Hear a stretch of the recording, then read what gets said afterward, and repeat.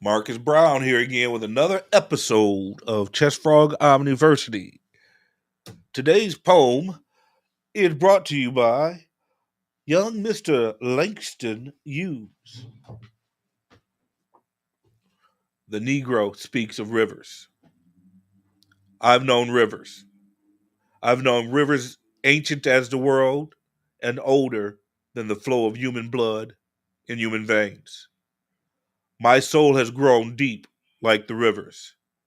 I bathed in the Euphrates when dawns were young. I built my hut near the Congo, and it lulled me to sleep. I looked upon the Nile and raised the pyramids above it.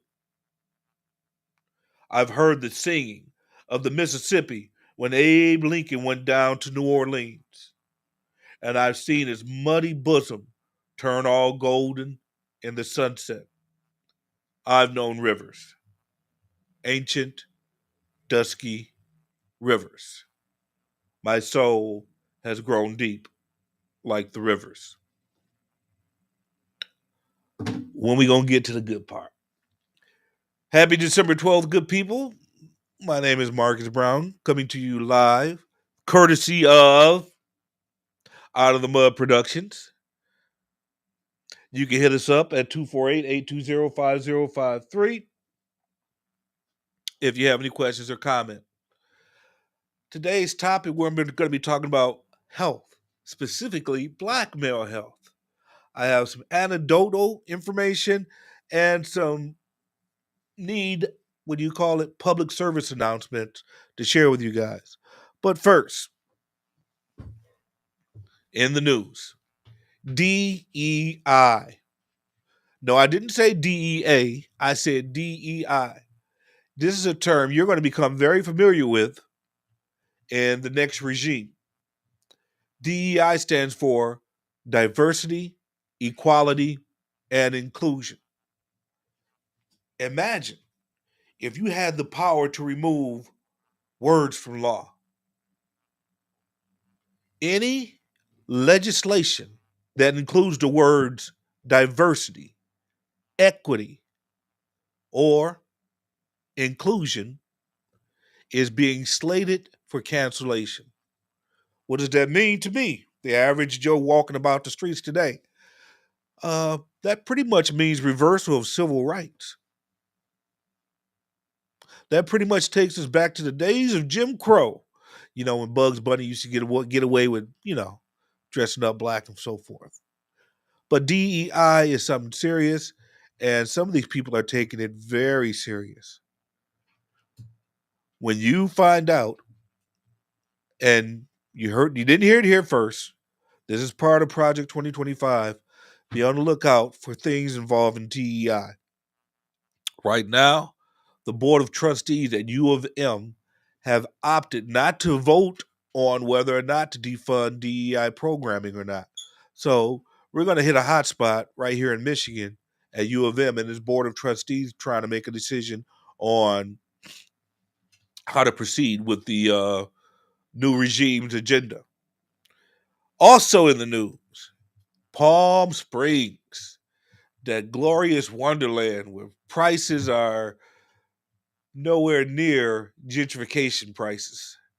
Palm Springs versus, maybe we should become sister cities, Flint and Palm Springs. We got so much in common. We got so much to give. But anyway, Palm Springs has decided to award $6 million to the black residents that were burned out of that community. They burned out black residents so they could make a park for the people of Palm Springs. And they gave them $6 million. I'm not sure if that's shared amongst all the residents or if it's per person. I doubt if it's per person. But something that's in the news. Also in the news, I'm positive here. Harriet Tubman, who a lot of people don't know, is a U.S. veteran. She was declared a veteran, and she received a veteran stipend for her work during the Civil War. She has been named a general now. They stopped her from getting on that $20 bill, but they have decided to name her a general, honorarily or whatever. But you got to know that Harriet Tubman was a straight up gangster. She's a real superhero. They take our superheroes and create the Lone Ranger. They take our superheroes and create lionesses. I've been watching that new show with Zoe Delfino, whatever her name is, called Lioness. That's a cool show, but they should do a flashback version when you got Harriet Tubman sneaking behind enemy lines during the Civil War and doing sabotage and espionage and helping people escape. This woman is a true superhero. She did stuff that James Bond couldn't get away with, and taking blows and punches and leading people all along the way. It's up to you to decide in your life what you want to do. I think Harriet Tubman had a mission and she got it accomplished. Put a plan in your life, put a mission in your life. Even if it's to change the life of a child or whatever, you got to have a mission, got to have a plan. All right, on today's topic, Black health. Recently, my health has been impacted by the traditional problems that stereotypically follow African American men. I've been diagnosed as diabetic. I smoke and I shouldn't smoke. Well, I haven't had a cigarette today, but I probably should have quit smoking a while back. I do something healthy, which is I swim at least 40 laps every day at the YMCA.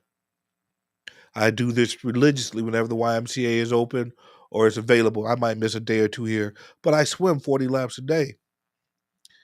In September, I had a soreness in my leg and didn't think anything of it. I had hit the other leg on a car hitch. You know how that hurts. You walk behind a van or a truck, hit that car hitch. My other leg was feeling like I hit the car hitch. I go to the doctor. I actually went to a nurse, and the nurse told me, don't worry about it. It's not a blood clot or anything, but we're going to get it checked out anyway. He says me to go get it checked out anyway, and it turns out it is deep vein thrombosis, aka a blood clot in my lower calf. Now, these things are dangerous.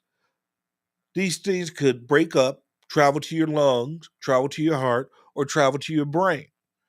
Any one of these places that a deep vein or blood thrombosis travels to could be dangerous.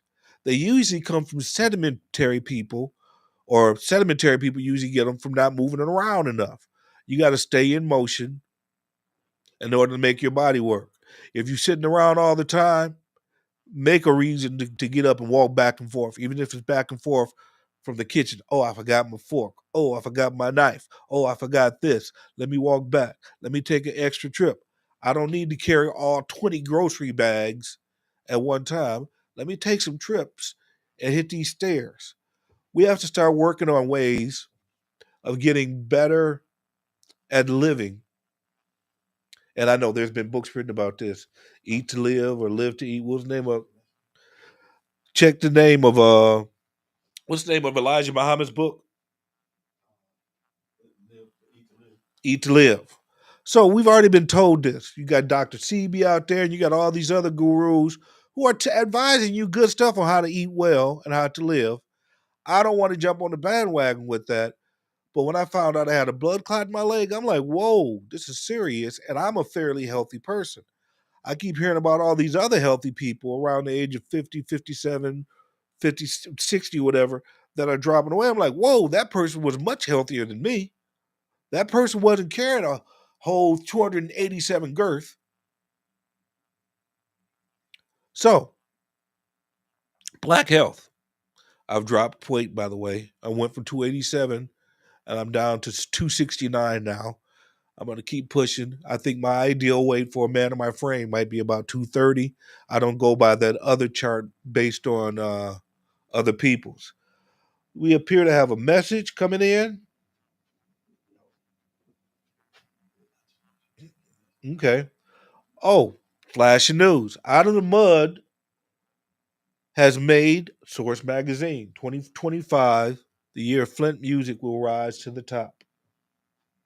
Check that out at the Source Magazine. It's 2025, Out of the Mud, moving up and moving places. This is a great opportunity to express how you feel and talk about important things. The opportunity is out there. Come talk to either my man, Mr. Grundy, or Mr. Mayfield, and they'll get you a time slot if you got something that's important to share for our community. Back to Black Health. We need to be getting screened. Uh, my brothers and I have 5 brothers altogether, and my father is still alive. My brothers and I, just 10 years ago, only 10 years ago, started sharing health information because some problems that we all have and some problems we don't have. I have excellent teeth. My brothers, maybe not so. I had issues with my prostate. One of my brothers might experience that in the future. So it's my duty to share that information with my brothers and my family. I think it's the duty of me as a father to share with my children what's going on with my body. Does cancer run in my family? Does diabetes run in my family? Does sickle cell run in the family? We can be tested for this. It's information we need to share. It's one thing to share Aunt Maddie's ice cream pie recipe or tell somebody who was such and such. It's more important to share this health and DNA information that might help your children make decisions about their lives, whether they have sickle cell trait, what's your blood type, whether cancer runs in the family or Alzheimer's or a whole number of other things. So I'm stressing to you, this being December, we're going to see a lot of family.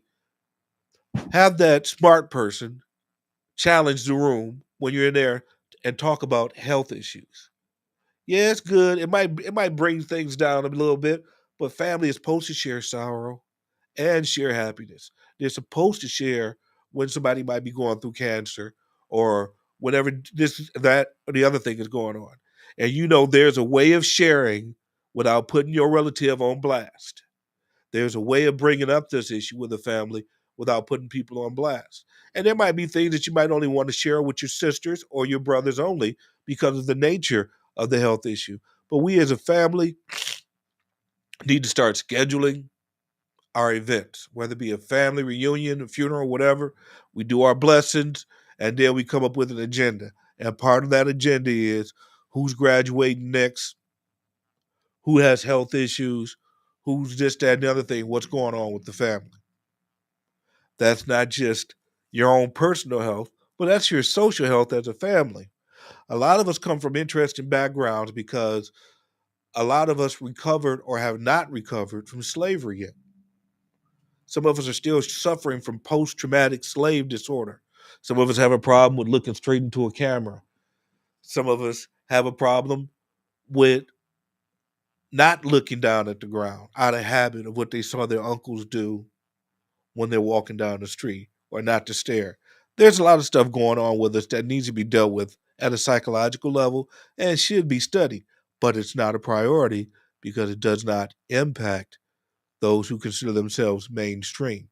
It's not the CRT that they want to discuss or say that there deserves to be some type of acknowledgement of. If your father was a slave, that's going to impact the way that he parents. If your mother was a slave, that's going to impact all of her relationships and everyone else. That stuff gets carried in generationally. And people would say, oh, that's some guru pop nonsense to say that certain neuroses can be intergenerational.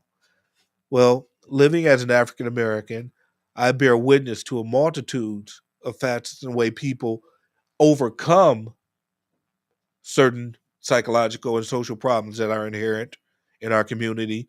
And I've seen people succumb to those same problems. You got one cousin who doesn't drink at all, the sister might be drinking all the time, and you worry about them, and you don't know whether or not to intervene. My brother gave me some good advice the other day. He said, make sure your own house is clean before you go to try and clean up someone else's house. I am terribly overweight. I wear it well and I make it look good, but I am terribly overweight. I'm going to make a resolution to try and quit smoking, try and eat better, and drop some of this weight. I've dropped 20 pounds so far. I'm hoping to drop more, and I'm hoping to get healthier. I advise all of you to set some type of goal. Don't wait for the New Year's. Oh, I'm on, soon as Thanksgiving is over and I eat all this food, I'm going on a diet. Don't wait for the New Year's. Start planning a new diet and a new way of living and eating today. We know that there are certain things that we are targeted for: heart disease, strokes, stress related illnesses. There are things that target us harder than other communities. We knowing this, we should be taking preemptive steps. Yeah, I partied during my 20s and drank and smoked and did a whole bunch of other stuff. We do that. But at some point in time, if you want to live to see the end of this regime, if you want to live to see a better world, you got to start taking care of yourself. And part of taking care of yourself is sharing with others your health concerns who might be related to you or who might have gone through the same things. So, on that note, I want to say thank you for listening in. Thank you, Out of the Mud Productions, for having me here today. And what are we going to go out with? We're going to go out with broken glass everywhere. People pissing on the stage. No, they just don't care. Can't take the smell. Can't take the noise. Got no money to move out. I guess I got no choice. Rats in the front room.